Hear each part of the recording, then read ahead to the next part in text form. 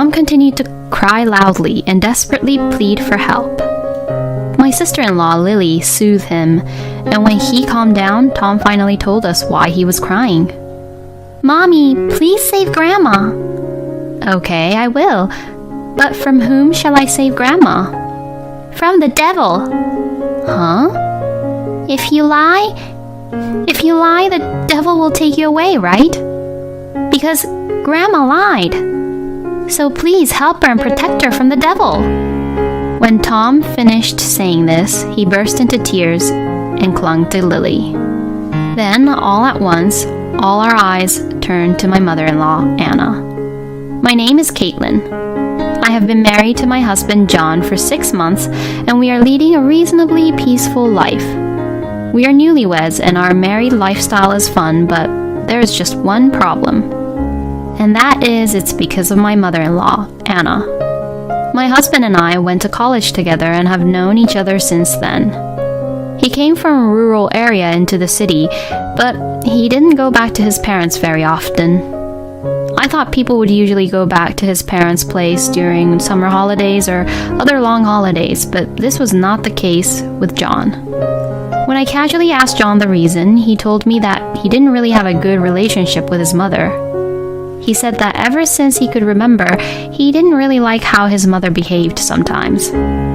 If I remember correctly, John told me that it was her leadership style that he didn't like about his own mother.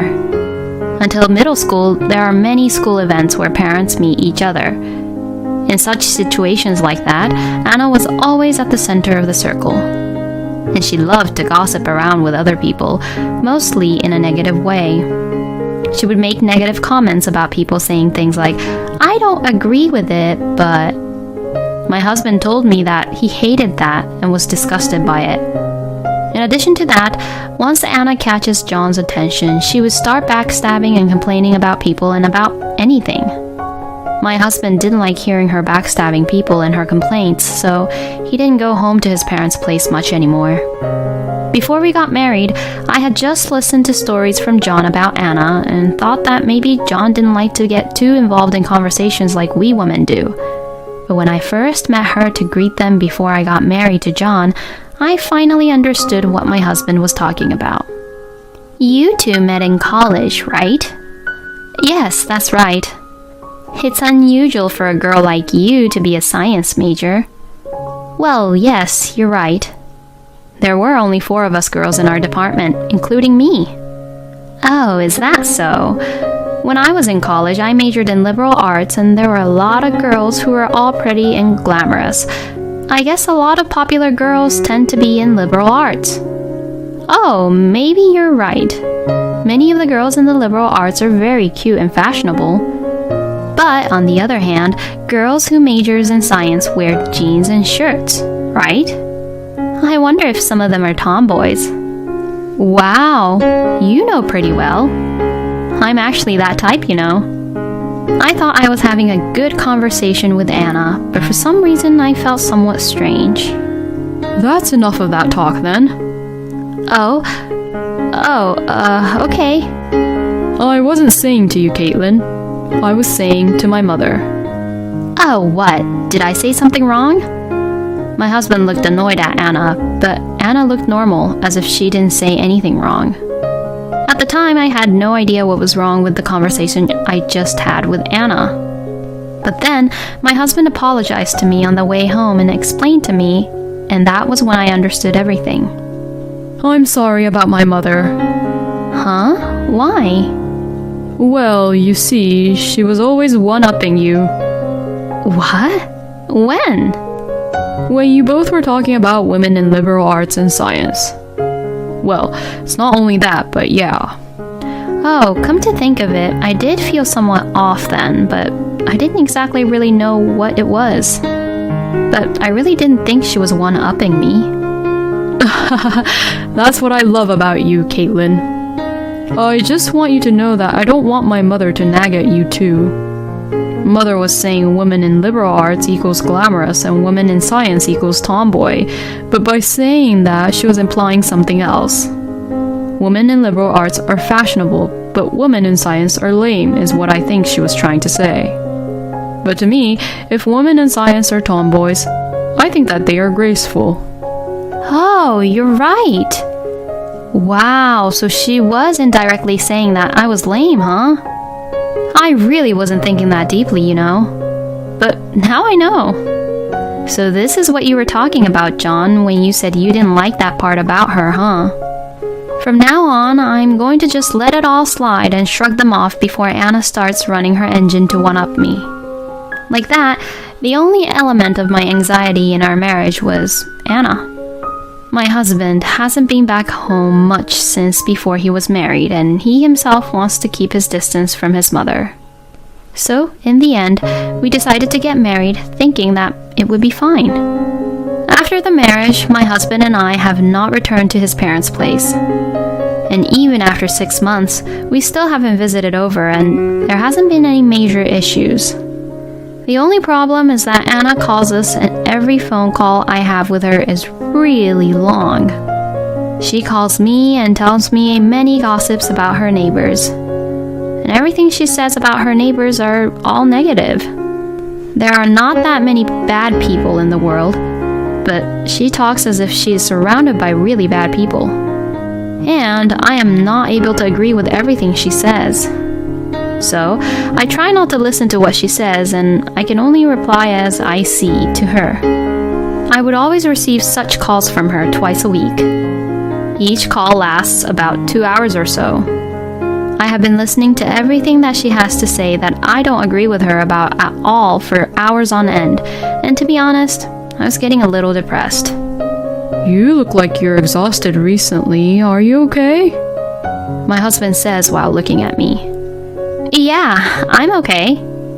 You sure? Did something happen? You should talk to me about everything, you know? Everything? Yeah, everything. We're married, Caitlin. When I told my husband what had happened, he immediately apologized to me. I'm so sorry for not realizing about this. It's not your fault, honey. No, it is my responsibility. I really had no idea that my mother was calling you. I'm really sorry. I'll talk to my mother about it, so from now on, you can just ignore the calls you get from my mother. You can even set your phone to block her calls, okay? Even though my husband said that, I didn't set my phone to block Anna's calls. But my husband was able to tell his mother to stop calling me, and after that, Anna did not call me anymore. It was then that I received a call from my sister-in-law, Lily, informing me of the birth of her second baby.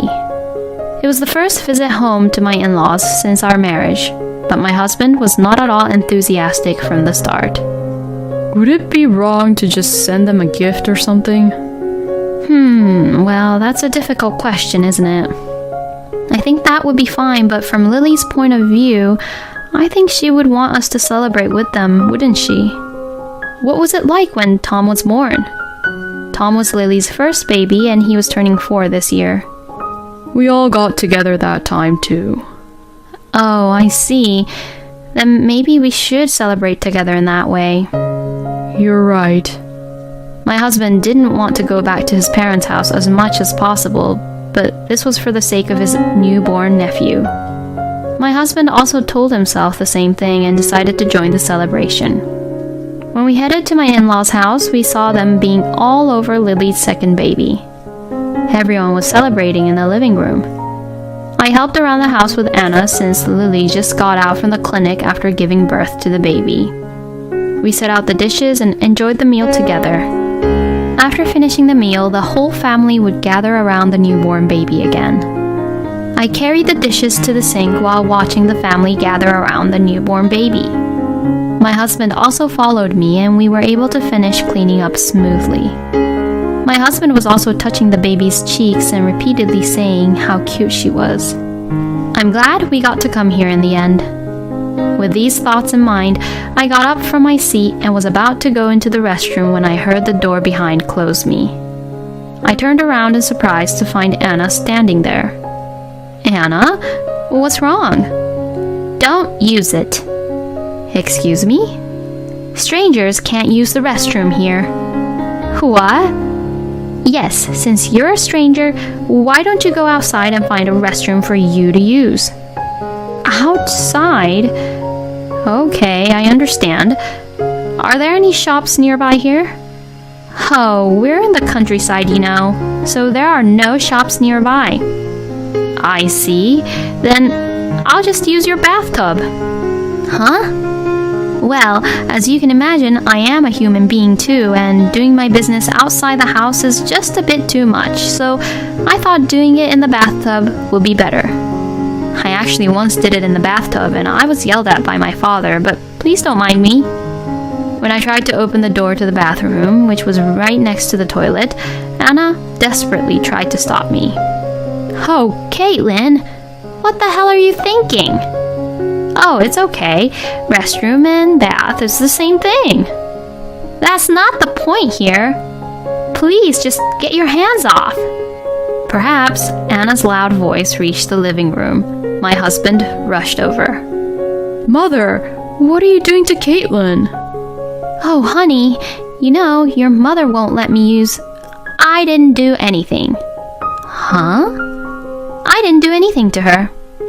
When we were all just enjoying the time, Caitlin here was about to start cleaning the bathtub all of a sudden, so I just stopped her. Huh? Then does that mean that I can use the restroom? What are you even talking about? Of course you can. What am I talking about? What? That is my line. She says that I can't use it, but I can use it, so what is the real answer? In the midst of all this, it was Tom who suddenly started to cry loudly. I'm not sure how long he was there, but now Tom was crying right at the front door. Surprised by Tom's voice, Lily and her husband and even my father-in-law gathered right in front of the bathroom, which was close to the front door. Grandma! Grandma is... Tom was crying a lot in a serious way, and even I, who has never had a child before, knew that Tom was crying seriously. Lily goes over to comfort Tom, but she also can't get him to stop. Mommy! Please save Grandma! Well, this is a bad situation. Save Grandma means I'm the bad guy here. Even I could understand where this was going to.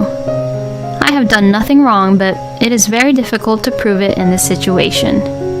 And seeing this, Anna did not try to miss the opportunity too. Oh, Tommy, you're trying to protect me. You're such a kind boy, Tommy.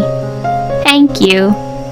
My goodness, Caitlin, maybe you could learn something from Tom here. When we were all having fun and enjoying the time as a one big family, you just tried to clean the bathtub all of a sudden. You really have no sense of being cooperative around here. Huh? But Tom continued to cry loudly and desperately plead for help. My sister-in-law Lily soothed him, and when he calmed down, Tom finally told us why he was crying. Mommy, please save Grandma. Okay, I will. But from whom shall I save Grandma? From the devil. Huh? If you lie, the devil will take you away, right? Because Grandma lied. So please help her and protect her from the devil. When Tom finished saying this, he burst into tears and clung to Lily. Then all at once, all our eyes turned to my mother-in-law, Anna. Oh, Tom, it's okay. What you mean is that Grandma here told me to not use the restroom because I'm a stranger, right? Yeah. And I was told to go to the restroom outside, and Grandma also was the one who said not to use the bathtub too, right? Yeah. Don't worry, Grandma will tell the truth. So the devil won't take her away. Right, Anna? Tommy, did I really say that? Yeah, you did. I see. I don't really remember, but if I did say it, then I'm sorry, Tommy. I admit then. Then seeing what had happened, Lily instructed her husband to bring the kids upstairs with him. When she saw that they had gone upstairs, she glared right at Anna. I can't believe you made excuses. You're the worst, Mother. I mean, what the heck did you even say to Caitlin? I knew how mean you can be, Mother, but since you took care of our child, I tried to ignore it. But this time, no way. I'm not coming here anymore, so please do keep that in mind. Hey, wait! Then Lily came and hugged me, quickly packed her bags, took her family with her, and left the house. We won't be coming here anymore either. But first, you should apologize. Do I need to apologize? Excuse me? Because Caitlin is a stranger. She got annoyed by my calls, wasn't she? Well, yes, duh. Who wants to pick up the phone when all you do is talk shit about other people? I didn't say anything bad about anyone. I really do hope that the devil takes her away someday. John, you shouldn't be getting carried away like this with her. You do know that Caitlin is a stranger and you're only connected to her through just a piece of paper, right? You just got married and all you do is take your wife's side. How pathetic. That's not how John is. You're a stranger, so you better shut up. I mean, what were you even thinking of doing in someone's bathroom? Well, that's because you told me that I couldn't use the restroom, so that's why I had no choice but to... So I told you to go outside. And I told you that I can't do that. Oh, Caitlin, I truly apologize for my wife's rudeness. I'm sorry for not apologizing to you earlier. Oh no, it's not your fault, Jack. No, it's also my responsibility that Anna became this way. But it seems like I've been pretending too long to not see what was actually going on. You cannot use our restroom too from today. Sweetie, what the heck are you saying? You and we are strangers too, and we are only connected through a piece of paper. And this house is my house, so I cannot let a stranger use my restroom. What the hell? We've been together for more than... That doesn't matter anymore.